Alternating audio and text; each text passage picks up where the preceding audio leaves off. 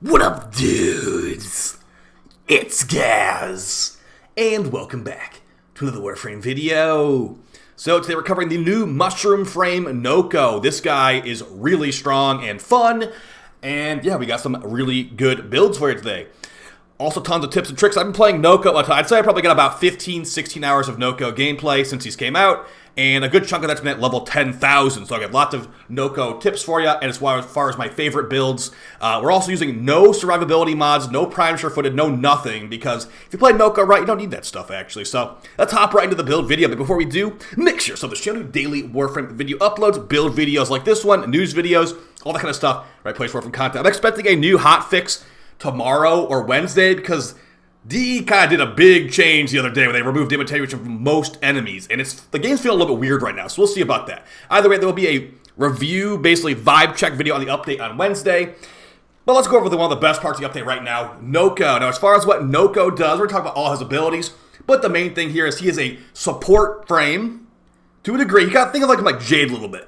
Good support abilities, but also extremely powerful damage abilities where you can actually get the most kills in the mission. Like in this mission, for example, in the end got the most kills out of everybody just using Nokko's abilities, not firing a single bullet from a gun. So yeah, let's go over what Nokko can do at high levels and why you would want to bring them at high levels and why they're basically really, really strong. All right, so here we are in the sim.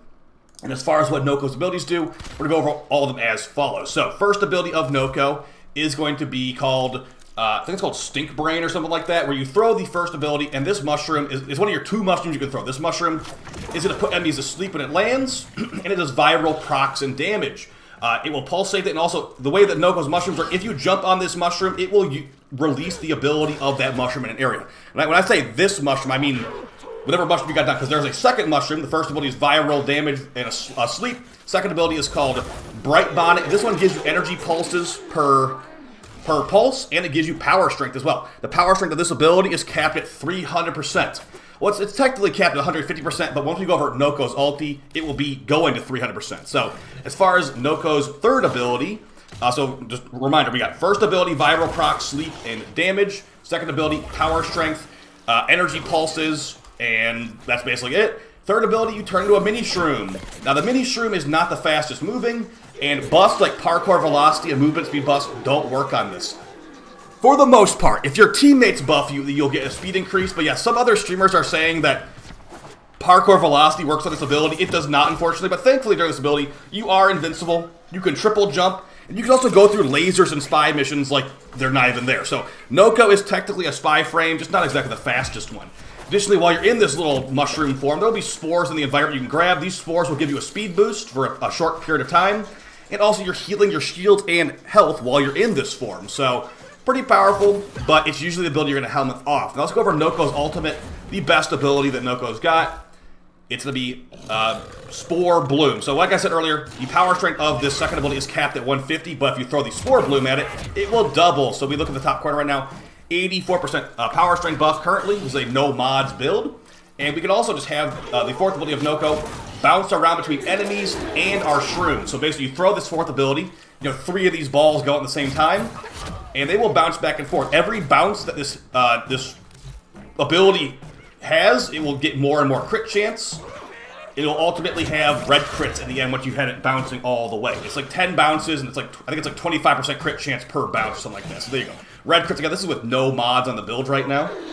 So we start throwing all these things together, we throw out all of our mushrooms, and we throw the ulti between the mushrooms. We're getting the constant energy restore, we're getting the increased power, we're getting viral procs in area, and we have a red crit, like spore thing hopping around. Again, that was with no mods, and we're doing like over 100k. So now that we've gone over all the abilities, let's quickly show some things that can be good with Nokko. Now, as far as people thinking that parkour velocity works on Nokko's mushroom form, here's what it actually looks like when you have the mushroom form of Nokko speed buff. So here we are in the sim here. This is with volt speed. So you can actually be moving so fast the mushroom, the camera breaks. Like the camera is out of sync here when you throw in volt speed. But again, this does not work unless you have a teammate buffing you. So things like parkour velocity shards, Okina movement speed buff, Praetos for that matter, those things don't work. Dispatch override does not work. Infestival ability, you name it, it does not work unless your teammates are buffing you. So Wisp Mode should work. Volt speed, as you can see, clearly works. and, you know, other things that buff movement speed for your teammates should work as well. So, unfortunately, there is some misinformation going around about Nokko being buffed by particle velocity in his third ability. Don't worry about that, though, because we're commenting that off. Now, as far as what I've got for shards on Nokko, we want to throw out those shrooms really fast, so we got 2 casting speed Tau shards. You can go for 1, you can totally go for 1, but 2 makes it feel really, really snappy. And as far as how many shrooms you can have on the map, you can have 4 of your first ability shroom on the map, and 2 of your second ability shroom on the map at a time. So 6 shrooms between those 2, and then you can have 3 spore spring balls bouncing around between enemies and your shrooms. Now, as far as the builds, let's go over some builds for Nokko. If you want to see the level 10,000 build, this is the one I was using in my footage, and I've been basically just maining this one. So as far as what we got in here, we are going for completely maximum range. And the reason for that is because the explosion radius of your ulti scales with range mods. And additionally, the range of your other stuff scales with range mods too. So we get Stink Brain, Bright Bonnet, and Spore Spring all scaling with range. And then we also got Roar with this build 70 meters. So we should cover like the entire Hydron map, for example. And when you go really, really crazy with Nokko, you'll be getting a 400% 400% roar and also 300% power strength buff to your teammates too. So you are a very, very strong support as long as you do these things right. Now, as far as what's on this build, we want to go for big power strength. We want to go for big range. And as far as some of the other shards on here, I've got Toxin proc damage shards. Since Nokko's ulti does Toxin procs guaranteed, and it's a Toxin damage attack, it's very nice to have those on there, but keep in mind, you don't need these. You could actually go for power strength shards, I suppose, or anything you want. He does not really necessarily need these. And as far as some strengths and weaknesses of Nokko and level 10,000 Void Cascade, he cannot really burst kill Thrax as fast as some other frames, but he's very good for trash yet. He can eventually kill Thrax, but it's just going to make it take a little bit longer. He's also very good for Acolytes too. That ball bouncing around is going to do a lot of red crit damage. Here's a corrupted Nokko right here. So when that ball's bouncing around, the toxin procs it deals get really, really deadly as the crit chance goes up. And if you get like the line up, it's like, okay, the last bounce is on an Acolyte. The Acolyte is so one-shot. It is so one-shot. Nokko's very good for Acolytes. You basically throw on your ulti on like one shroom, and it will bounce between the Acolyte and the shroom, and it will kill them guaranteed. It's very, very good. And Roar just makes it even better, because Roar is going to double dip on those DOTs. And you throw in the mix the toxin shards we got in here too. It's just a lot of damage. So yeah, really good stuff in that regard. Let's talk about all the mod choices on this build, why they're being used.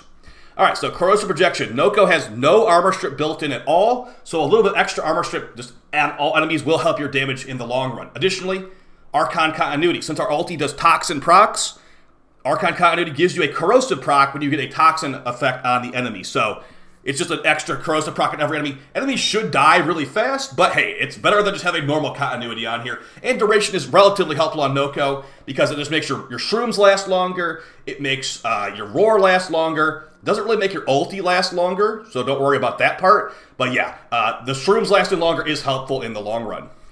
As far as the rest of the stuff, everything range in the games. We got Stretch, Overextended, Augur Reach, and Cutting Drift. We're going to talk about why there's no Prime Footed here in a bit.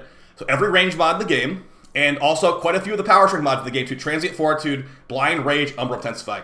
You don't need Energize, you don't need Equilibrium, you don't need any of that stuff because your Bright Bonnet is going to give you, when it's not buffed up, 35 energy per pulse, and you can hop on that too to make it faster. Here's a little trick for you with Nokko.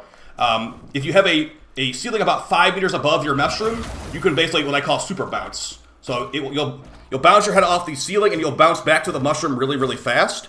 This will let you get your energy back really fast too. So that's a nice way to do it. Additionally, also throw your ulti, because throwing your ulti will double the effectiveness of these shrooms, making your energy and your power strength much better. But yeah, you don't need to worry about energy at all. As long as you have energy to cast your 2, you're pretty much in the bag. It's in the bag basically. So other things on here, we've got Prime Flow to cast these abilities. You know, you have to have energy to cast 116 energy ulti, 77 energy Bright Bonnet, and 38 energy Stink Brain. So it's like a good couple hundred energy to do all that stuff. And the way your combo goes with Nokko is as follows. So if you want to get the most buffs possible, you want to make sure you actually throw on your Bright Bonnet and ulti it before you roar. So here's how it goes.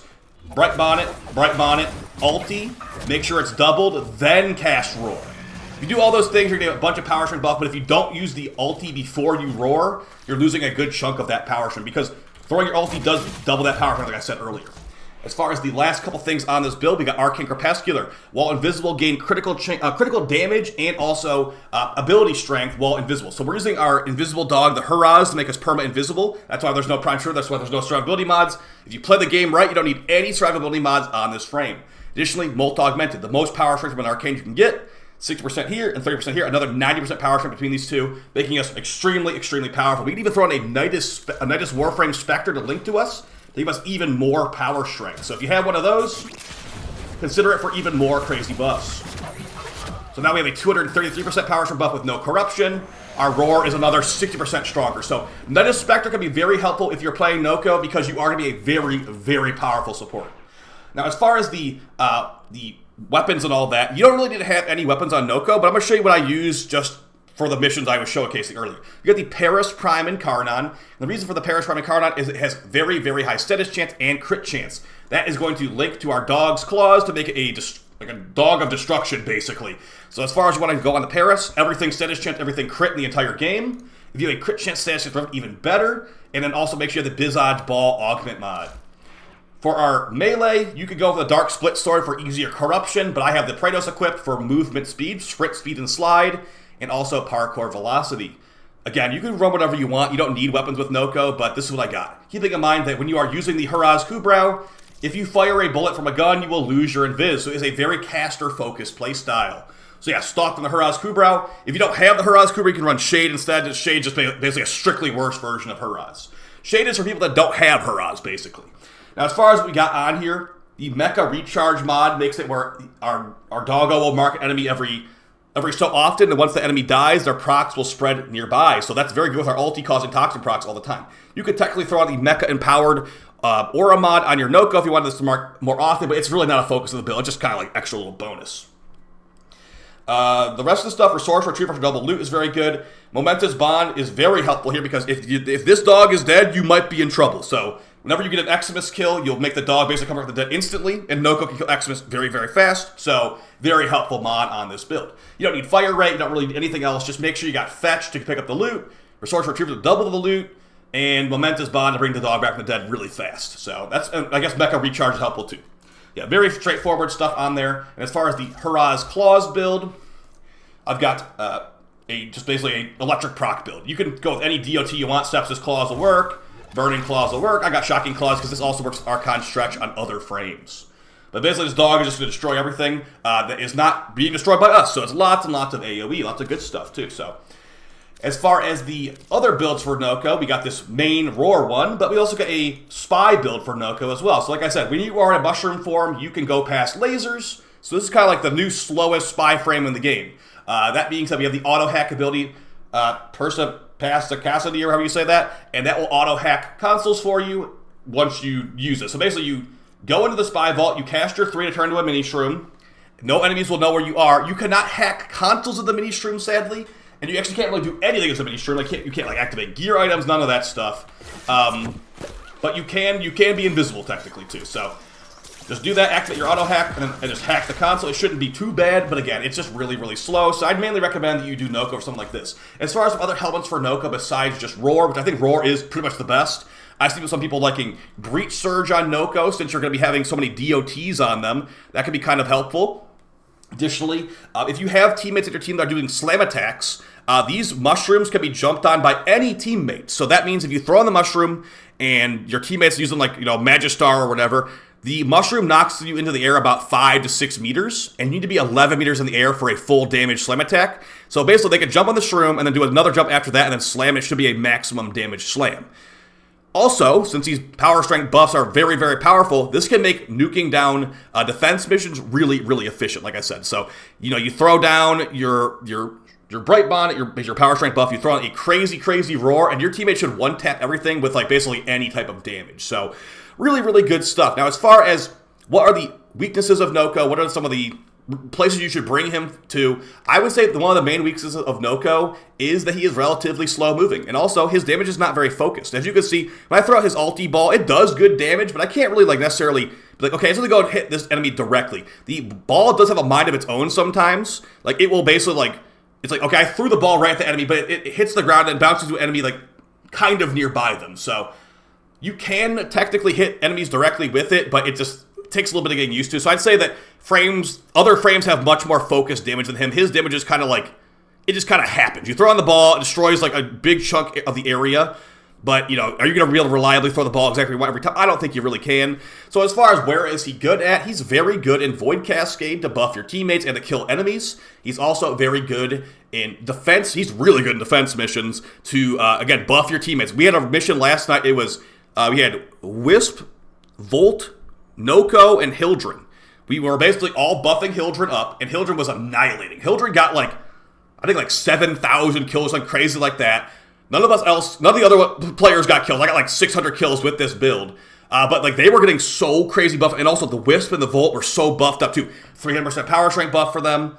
You know, that makes the Moats crazy, it makes the Volt speed crazy, it makes the Shock Trooper crazy. It just feeds into everything, and it's just really, really strong. So, yeah, I'd recommend that you get Nokko if you don't have him already.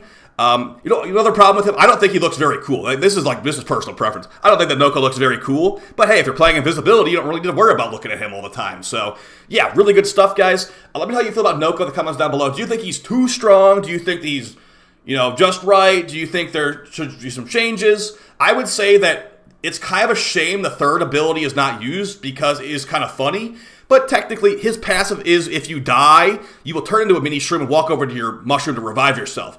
That being said, you know, I'm not really planning to die in these missions, but it is technically something you can actually do. So, and that also has no cooldown too. So you basically throw on a shroom, you die, and then you go back to the shroom just immediately. It does purge all your shrooms off the map, but you are invincible for 12 seconds additionally too. So, very, very strong passive. So, that's basically it for the video. Let's go ahead and show the passive real quick here. We throw out a shroom and we die. Let's see if we can even do that.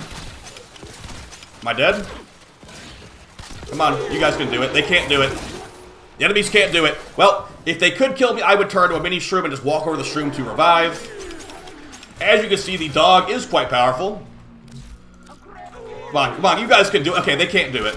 I think the viral shroom's putting them to sleep, too. So, no, they finally did it. So, when you die as Nokko, you turn to a mini shroom. They cannot hurt you. You just basically go walk over to your normal shroom and you revive. And you're invincible for 12 seconds. So, very, very good stuff. That's basically going to be it for the video, guys. Hopefully I'll see you next time in the next video tomorrow. And yeah, go have fun playing Nokko at level 10,000. And let me know how you like it. Alright, guys. Take it easy. Peace.